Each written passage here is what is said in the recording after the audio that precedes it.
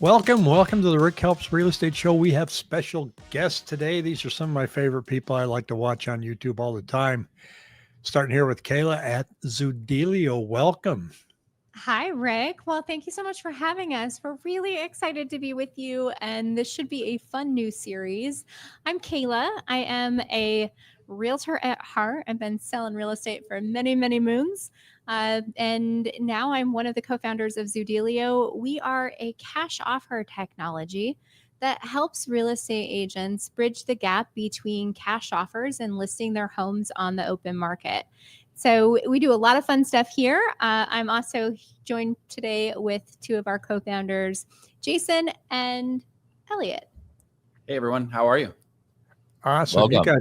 You guys have got the best set. It's a fun little I set, gotta- right? Well, we like it. It's fun.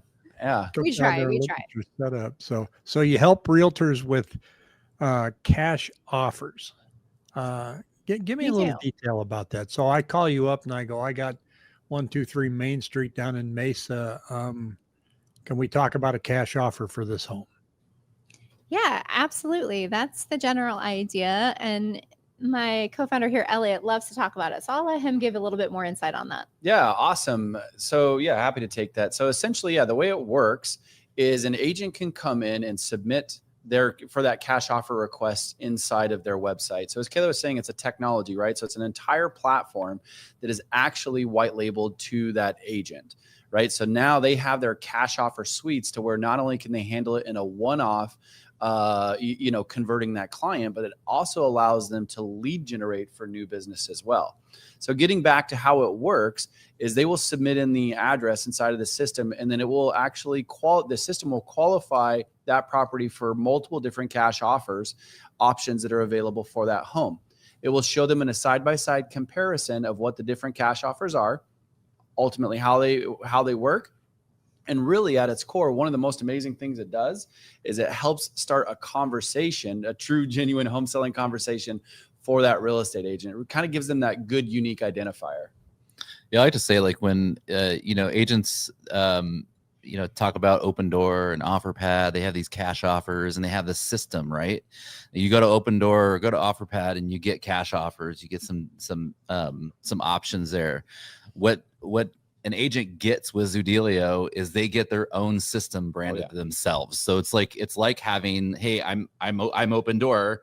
This is all the options we give you, and I can also list your property as well. So the actual platform allows them to have like a technology just like these other billion-dollar companies that are going out directly to the consumer and getting, say, hey, we'll give you a cash offer. We'll buy your house right now. We'll buy your, we'll do this for you. We'll do that for you. We'll upgrade your house. That sort of stuff. But it gives the agent the actual technology in their hands where they can use it as well and feel like that billion-dollar company for themselves. So I can go on with that home seller and say, look, here's the offers that I got for your home. I got this one, this one, and this one. And we can look and see which one is best. Or now, if perhaps those offers aren't high enough, I can list your home and here's your net sheet for each scenario. And then go from there. Yeah, and the system actually shows the net sheets as well. It shows your client can actually upload photos directly into the platform too. They can add notes in there about their property. So really kind of like selling their property to these different cash offers and solutions on the platform. And then it's all branded to you as an agent. So it's a great little technology, and a lot of agents around the country are just crushing it with it. So it's fun. It's been fun. Fun and has cool. Yeah, it's certainly different than Open Door. You get one offer, right? Yeah, exactly. Yeah, and the idea behind that is that if you're going to consider a cash offer on your home, you should look at the different solutions that are available. One might be better than another, and so really giving the power to the agent to provide that suite of offers, I think, helps them and helps the seller decide what's important to them. I think a lot of sellers are prioritizing certainty especially in these uncertain times. And I'm kind of a data nerd. I love to look at what home sellers Google. And when they Google sell my house, they're Googling alongside it, sell my house fast, sell my house for cash. And so us as realtors really need to give them those options. And I believe in a really transparent way. So yeah, as Jason said, it's been really fun. I wouldn't call it little though. It's getting big. I mean, it's actually turned quite robust. That's when Jason There's a said ton little. to what we do now. I'm like, it's not little anymore, but yeah, it's been fun. And you know, Rick, we connected with you. Oh my goodness, was it 3 years ago? Yeah, It was a while ago. Yeah. And so we've been enjoying your channel, watching your content. We love how you have such a pulse, especially here in the Phoenix market, and you kind of, you know, really shed a lot of insight for sellers and buyers on the real estate market here in Phoenix. And we just love your channel. So this has been this was a neat little collab. Yeah, I'm hoping we can pop on here, you know, maybe at least once a week. Cause I'm glad that you said, you know, you're a data nerd, cause I've turned into one. And so I enjoy watching. Not only do you guys follow the data, but you're really on top of industry news that, you know, sometimes just only interests the realtor, but the consumer really doesn't know what's going on in the background a lot of times. You know, this has certainly been the year of really silly lawsuits, and you kind of help us stay up to speed with that. And then lately what we're seeing now is acquisitions. Oh yeah. Compass buying, what is it, Anywhere? Yes. And growing to 300,000 plus agents. And I'm thinking, okay, if I'm listing my house, how much does that really matter to me? That they have. And why it's important to them though too, right? Yeah. I mean, but it's that stuff kind of happens in the cloud. Nobody really sees it. Occasional headline. So I'd like to jump in from time to time with you guys and go, okay, what else happened this week? Because, you know, your average person says, well, I'm going to work with Jason. I'm going to work with Kayla because they're an agent that I know. And, you know, a year from now, they might not even be able to say what brokerage you were with. You know, so but true. Very true. Because I ask people, you know, like, oh, I listed my house last year. I go, oh, who was the brokerage? It was Tim. Exactly right. Yeah. They don't know. So I know that there's power in the brand, but how much power is in the brand? And I know that Compass is trying to get a lot of their listings and just kind of keep them in house. So now they've got this struggle and battle with Zillow. And it's, you know, it's like, you know, I grab a bag of popcorn, just sit back and watch it. Yeah. And I think that's the reasoning behind part of the acquisition is for that power to be like, now we're even bigger against Zillow. And I think that's it's definitely an interesting play. We'll see if it actually goes through. But I don't know. Yeah. I know Zillow they've been trying to get some data or some information through the courts. They did. They did. I think the courts said that they had to give it away, right? Or give it up. So Compass is, first of all, Compass and Zillow are in a big lawsuit. Yeah, feud. And nice little feud. Compass is trying to challenge some of Zillow's rules. So Zillow has this thing where if you're an agent and you go out there and you take a listing, they're saying that if you don't upload it to your multiple listing service immediately, then that listing will essentially be banned from Zillow. And so Zillow wants, their goal is for a home buyer or home seller to go onto Zillow and to be able to see all the listings. And so they're forcing us agents to upload our listings immediately into our MLS. And if we don't, they're going to shut our listing off. That listing won't be seen on Zillow. And Compass, the struggle is Compass has this big, what they call an exclusive network. And this network of listings that agents don't put on the MLS, that they market internally and they market to their own buyers. And so there's this battle going on with these industry giants, and it's really over control of what is shown online and who can do what. And then in the midst of it, Compass goes out and they say, okay, we're going to acquire Anywhere, which is just big conglomeration of brands. It's Century 21, it's Coldwell Banker, it's Sotheby's. And they're saying, we're going to go buy this Anywhere brand, because there's, I think you mentioned 300,000 realtors that are a part of these brands, and we're going to acquire it. And so now Compass would be the largest brand. They'd have all of the eyeballs, and they could have this exclusive network, and it could be even more powerful. And then the judge says, all right, Compass, you got to turn over the deal documents for the acquisition of Anywhere to Zillow. And so there's just so much going on. And I think, as you mentioned, That's though, unique. the ultimate, buyer, seller, homeowner, they're looking at all this and they don't know what it means. Most realtors don't even know what it means. Yeah, they don't care. They don't care. But, the reality is, though, is that real estate is one of the largest asset classes. Who controls the industry are these big players. And so what they're doing today can really shape the future. And I think one of the most interesting things that I see right now is the integration of AI into real estate. And what Zillow has recently done is an integration with ChatGPT. So now native from inside ChatGPT, you can type in Zillow, show me 3-bedroom, 2-bathroom houses near me, and natively inside ChatGPT, Zillow will pop up.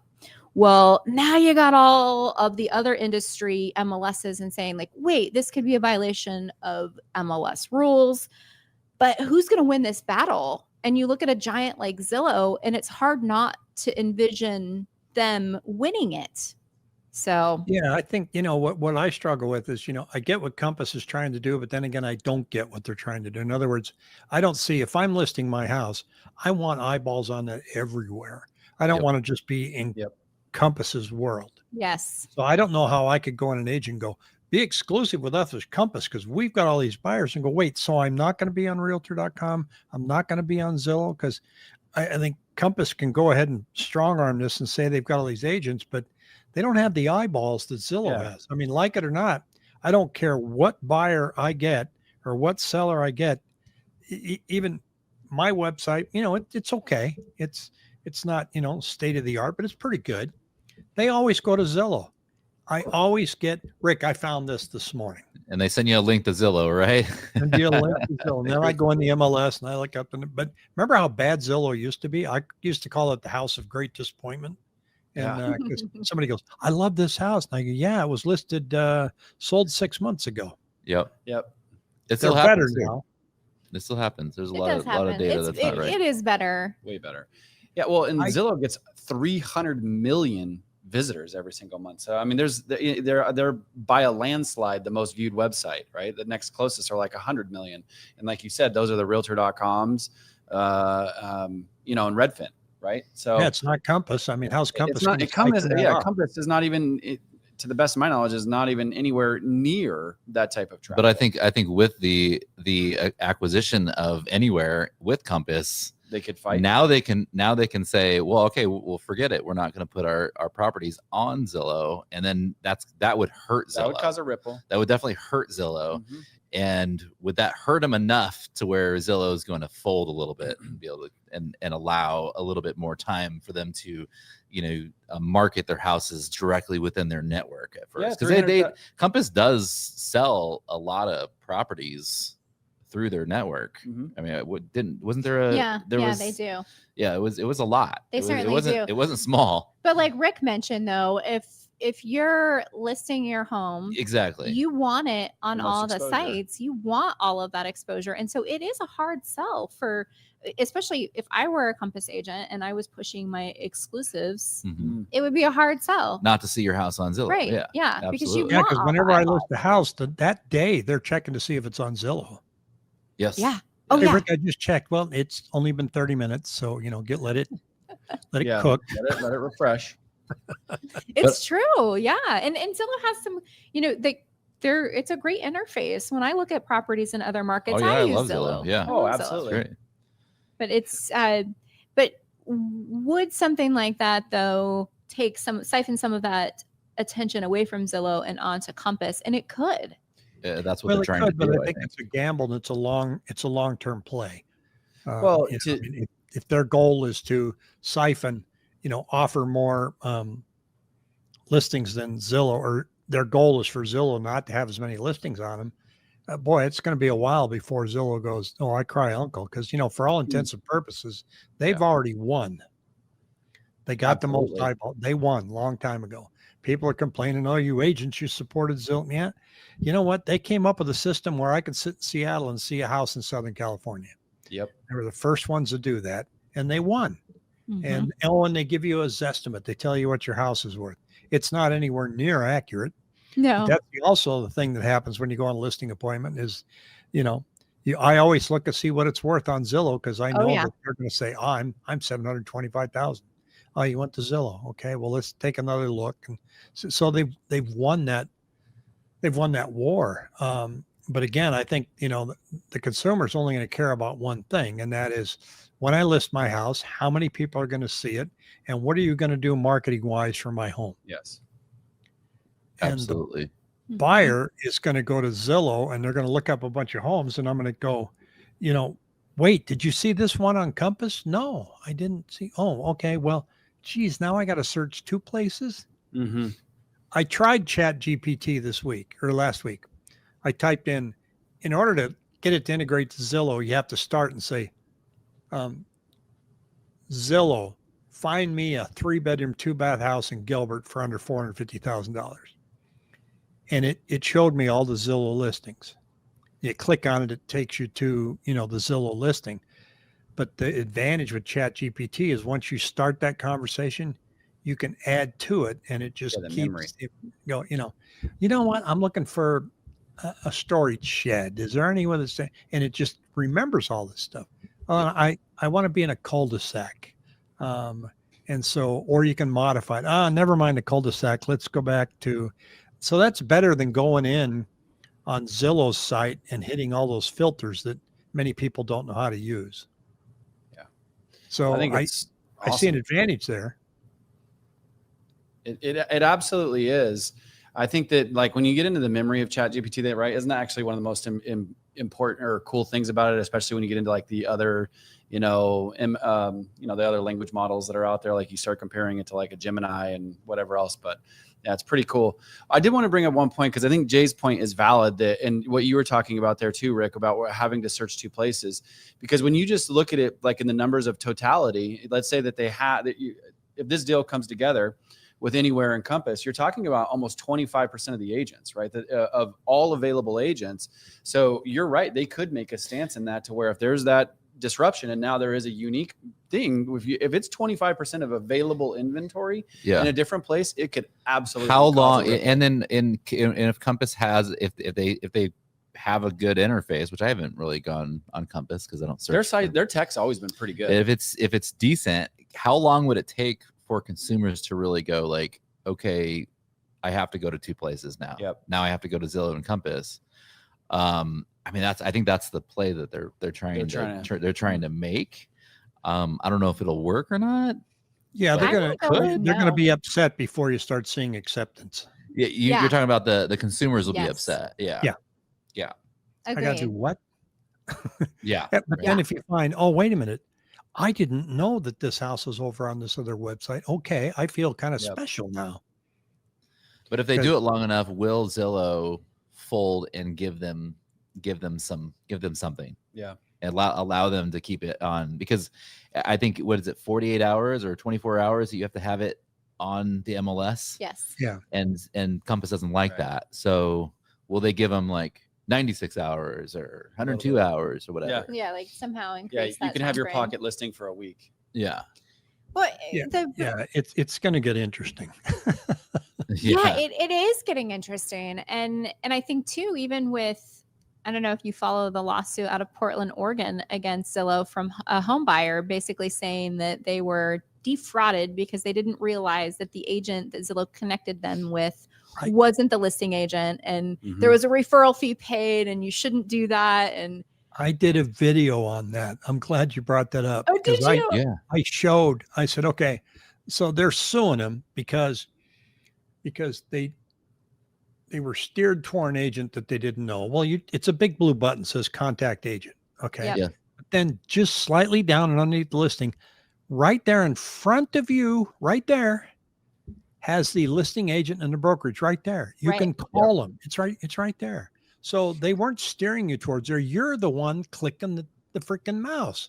So they clicked on it, and then buried into the disclosures. And who reads disclosures? You know, they're saying Right. Zillow sometimes works on referral fees that an agent can pay up to sometimes 40%. They lay it out, right? So I think a lawyer is going to look at this and go, look, it's right here. Yeah, you don't And have to look, pay. referral fees are in our business everywhere. And what I said was, when you go in and buy a car, that car salesman that sold you that car, do you know how much their commission was? You don't. No. And when they Never. get paid that commission, do you know who they had to share it with? You don't. Nope. Should you care? No. You know, so why is a realtor any different? There was a fee that was charged.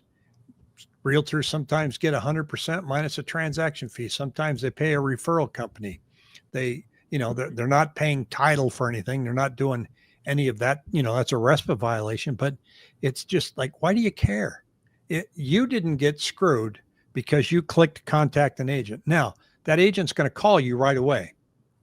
You know, hey, Mr. and Mrs. Portland, Oregon. I just got notified by Zillow that you were interested in this house.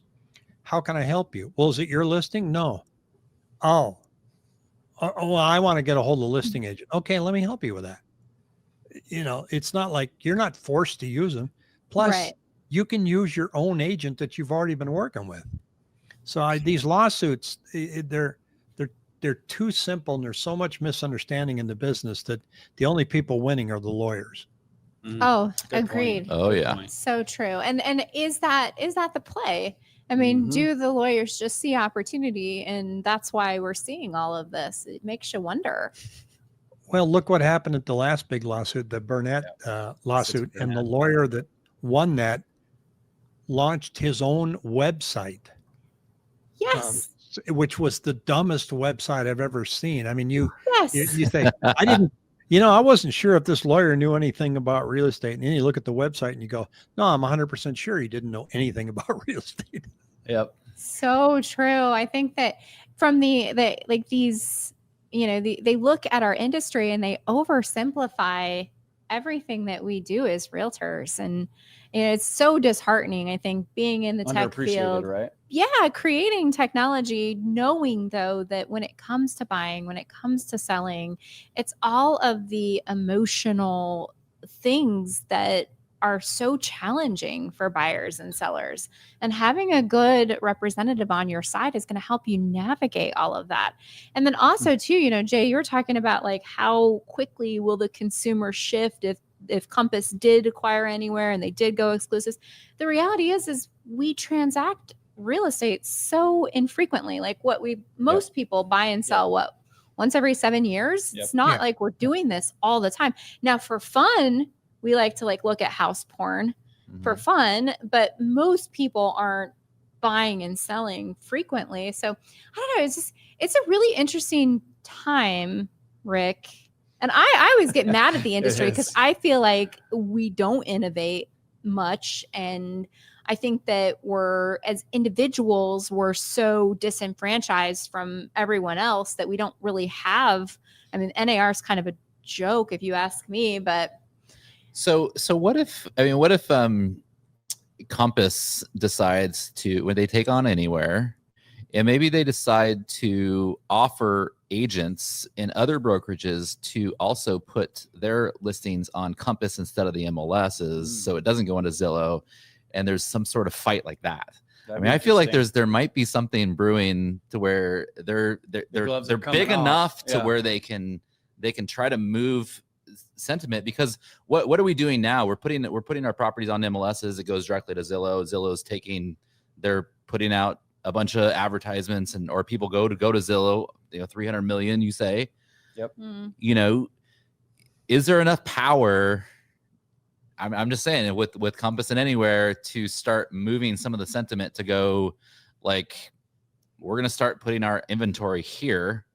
And if agents and consumers start to realize like, hey, I don't see that many properties available, are they going to be mad first? I don't know. I think there's, it is confusing, not only for consumers, but some agents. I was in a class a couple months ago and we were talking about, can I do a video on somebody's house, without the agent's permission, right? And because there's this thing where agents are calling these, $2 million homes and trying to make an appointment. They get in there. It turns out they just got in there so they could video it. See if you can And do it, yeah. so this, this agent Yeah. sitting behind me, and she pulls out her phone and she goes, "Look, here's my listing, and it's on Keller Williams' website." And I'm like, yeah. I mean, because when you submit a listing, you click a box that says list hub. In other Yeah. words, push it out to everybody. Now, Yep. Is there going to be a new button that says or compass? Yeah. There could, Yeah. right? I think So- it could. And You could. And I think maybe, I mean, if the industry hates Zillow so much, and they're trying to, you said that they won the war, Rick. Maybe, they nuke Zillow. I mean, I don't know what's going. Obviously, Zillow is Somebody starts scared pulling because out a checkbook and they're starts going to buying. court saying, "Hey, I want to see this information, see the deal information with Anywhere."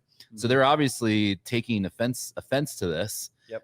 Why are they taking offense to it? Because is there enough power to try to overthrow Zillow and do something to ruffle those feathers and bring that stock down? I don't know. It's Or going to is be it- happening in the background versus, as far as the consumer's eyeballs are concerned, but we'll sure keep everybody up to speed on that here, and then Yeah. any other advancements in artificial intelligence that we're seeing. There's a lot of pushback on that. I use it for market reports, but I still, when I get them, I still have to read them and go, I don't know where they got that number, and I go in and correct it, but they format it really nice. So when I send it to you, it's very impressive. I couldn't type that, but Right. I like using artificial intelligence to go, build me a comprehensive, detailed market report for the following zip code to include the following information. Boom, boom, boom, boom, boom. And then I'll get a number that doesn't look good, and I'll go find another source. And so, I had one last week that said, that there's bidding wars and there's average 50 days on market. I go, in what state is that? And so Yeah. it's not Funny. there yet, but it's getting really close. And I think this Zillow AI integration is only rattling the industry a little bit because AI exponentially is growing faster than Google did. Right. Oh yeah. Yeah. Oh, Right. yeah. So I wanna don't use index Google to search for anything anymore. Yeah. Oh. Who even Googles? Yeah, exactly. Right. hardly Right. ever. Right. Yeah. Agreed. Chat and GPT is everybody's new best friend. Yeah. Well, is there Yeah. still some skepticism around AI by, certain percentage of the population? And I think that there is. We released an AI tool here at Zoodealio, and we had some pushback from people, some crazy comments that came through like AI is going to take over the world. And so I still think that there are some people that are nervous about it. I had pushback too. Yeah. Yeah. And so, but you're absolutely right. Using it to really grab that detail and make sense of it is incredible, but it does hallucinate. Like we talk about this Oh yeah. Yep. on our show a lot. There was a guy who basically you can get ChatGPT to agree with you on anything. And there was a guy who had a business idea. It was selling shit on a stick. And like ChatGPT was like, oh yes, that's fantastic. Here's how you do it. And like gave him this comprehensive business plan on how to do that. And it cracks us That's up funny. because it can be just dead wrong. I have noticed that some of the other LLMs like Cloud from Anthropic tends to be a little bit better. Like it won't just agree with you. But what they've learned is that if the GPTs are agreeable and if they kind of confirm what you're thinking and what you're, what you believe, you're more likely to go back and use it. And so they're kind of incentivized to give you wrong information or reinforce wrong information. Elliot's got something so to that say. you I can don't get know. along. Well, I just think it's actually quite unique. If you start, not everybody has done this, right? Like I said, where you're almost on a first name basis, as I was joking around a moment ago with like whether you call it chat or a GPT, right? But some of the other people, like you said, they're still using Google, right? And they're using AI without even realizing it because of now you Google something and you're getting an AI return a lot of times, right? Where it's instantaneous.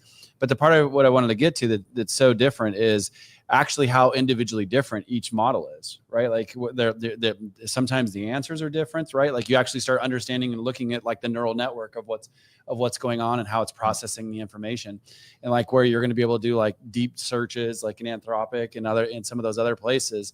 So I just find it very, very unique. And I think that, you know, something you said, Rick, to me that is just the resistance. I quite frankly, I don't get, but last time I checked, once upon a time, everybody resisted these too. Right, cell phones and whatever else, or text messaging, or text messaging. Yeah, like why would you text someone? Why not just call breathing, them? Right? Yeah.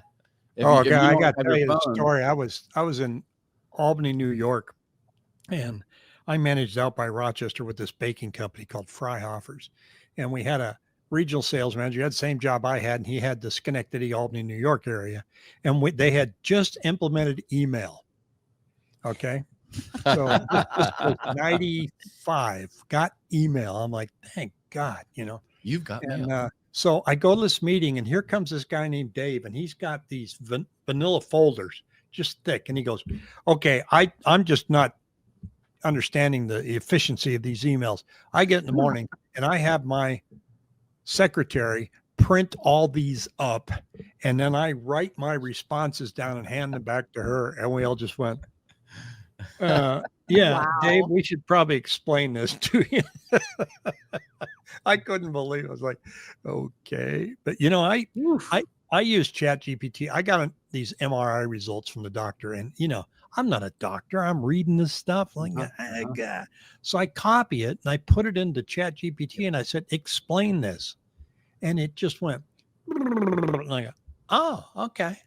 That's what it means. I mean, here's what this means when you see that word. And then here's, you know, I don't know if my doctor's going to like that I did that, but I understood it. You know, I'm going to tell him, hey, here's what it told me. But it just, and anything that I do, that's what I tend to use AI. If I don't understand something I read, I copy it, I put it in there and say, you know, dumb this down for me. Yep. Right. And I think that's very helpful. I think people in college that are going to rely on it for their homework are going to be very disappointed because of the hallucinations. Yeah, I agreed. What do you even need college it's so for? funny. Jason and I were just chopping this up last night because I saw that the LSAT had like 25% more applications to the LSAT this September, this past September than the September before. And one of the things that they're saying is like, apparently when the job market isn't as good, LSAT applications spike. But then I started thinking about it. I'm like, well, what if it's also because of AI? And so people are like, oh yeah, I'll go to law school. Yep. I could do this now that I have like ChatGPT. I got this. Yep. Yeah. You're a lawyer in court and you're going to go, hold on. Hold on. You cite the wrong case. Here. Your GPT hallucinated. Yeah. No, it is interesting. Trying to pull case law that's incorrect. Yeah, because it does. Yep. It can make errors, and unless well, you're guys, like this is fun, and I think it's going to get more fun. And we'll check in once a week and see what else is rattling in the real estate market, especially around the Phoenix area. And what growth are we seeing? What pinch points? I mean, I did a show this morning that showed that, you know, there's price points between 300,000 and 600,000 are 15% sales numbers per square foot are 15% below the peak in 2022. Wow. But we only know that because, you know, Cromford separated the data, but, you know, we look at the total market and go, oh, we're only down 1.2%. Well, actually it depends on what your price point is. Mm-hmm. And so that was kind of and I'm like, oh, we're going to have foreclosures now. No, I don't think so. But I like reading headlines and then going in and dissecting it. Yeah. You know, foreclosures spike. Okay. Let's look and see how many we had. Spiked compared to what? Exactly. Spiked from zero. That's where it spiked from. The headlines do more to terrify than clarify. And I love that you unpack them. A large percentage of a small number is still a small number. Yep. True. Well, thank you guys for joining me. This is fun. I hope to catch you next week. And in the meantime, have a fabulous day. Awesome. You too, Rick. Thanks, Rick. Right. Bye-bye. See you next week.